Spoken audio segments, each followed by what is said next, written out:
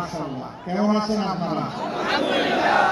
আলহামদুলিল্লাহ, আলহামদুলিল্লাহ রাব্বিল আলামিন, ওয়াসসালাতু ওয়াসসালামু আলা রাসূলিল কারীম ওয়া আলা আলিহি ওয়া সাহবিহি ওয়া আহলি বাইতি আজমাইন। দীর্ঘ 1 বছরের অধিক সময় পরে আজ আবার আপনাদের সামনে আমি হাজির হতে পেরে আল্লাহ তাআলার শুকরিয়া আদায় করছি। আলহামদুলিল্লাহ। ইনশাআল্লাহ কুমিল্লা বিভাগ হবে এবং কুমিল্লা নামেই বিভাগ হবে। আমাদের ভাইরা এখানে বলেছেন আমরা যদি সরকার গঠন করি তাইলে এটা করব কিনা। যেহেতু ঘোষণা দিয়েছে এটা আমাদের পবিত্র দায়িত্ব। আল্লাহর ফয়সালা অন্য কেউ যদি সরকার গঠন করে আমরা এটা করতে বাধ্য হব।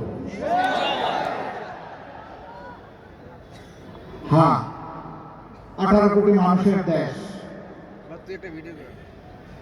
4টা বিভাগ ছিল, বেড়ে বেড়ে 8টা হয়েছে, 10টা হবে, 12টা হবে, কোনো সমস্যা নাই, কিন্তু কুমিল্লা বিভাগ বাস্তবায়ন হতে হবে।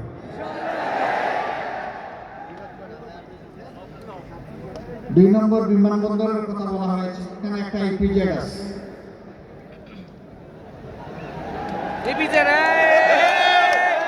এর সাথে বিমানবন্দরের সম্পর্ক ওতপ্রোতভাবে জড়িত। হাত আছে পা নাই, তার কোনো মানে? হাতও থাকতে হবে, পাও থাকতে হবে, তা না হয় মানুষটা সুস্থ থাকবে। একটা আর একটা সম্পর্ক ইনশাআল্লাহ হবে, তবে শর্ত হচ্ছে বিমানবন্দর চালু হওয়ার পরে কুমিল্লা থেকে ঢাকা আসা যাওয়া বাই রোড কমাইয়া বিমানটাকে বাঁচাইতে হবে। এই শর্ত যদি পূরণ হয় ইনশাআল্লাহ হবে। তবে আমি বিশ্বাস করি ইপিজেডকে যদি আন্তর্জাতিক মানে উন্নীত করা যায় তাহলে শুধু দেশি নয় বিদেশিরাও এখানে ইনশাআল্লাহ হুমড়িকে পড়বে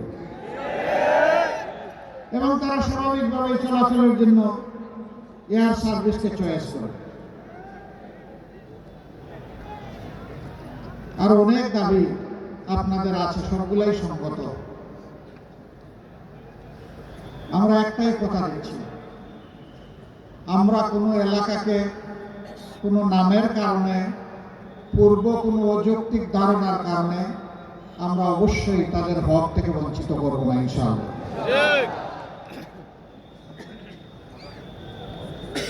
আগে যারা সরকার চালিয়েছেন তাদের অনেক দুঃখ বেদনা ছিল।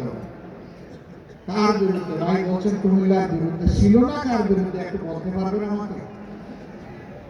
একটা পরিবার, একটা গোষ্ঠী, একটা দলের কিছু মানুষ ছাড়া সারা দেশের জাতির বিরুদ্ধে তারা প্রতিশোধ গ্রহণ করেছে। আমরা ওই প্রতিশোধের রাজনীতিতে নাই।